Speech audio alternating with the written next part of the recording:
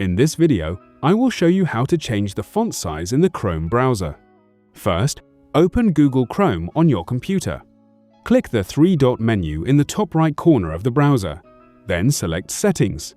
In the left sidebar, click Appearance. Look for the Font Size option. Click the drop-down menu and choose the size you prefer, such as Very Small, Small, Medium, Large, or Very Large. The change is applied immediately. If you want even more control, scroll down and click Customize Fonts.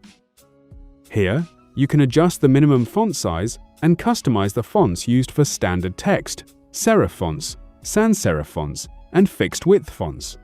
If you're only trying to make a web page temporarily larger or smaller, you can use the zoom feature instead. Press Ctrl and plus to zoom in, Ctrl and minus to zoom out, or Ctrl and 0 to reset the zoom back to the default size.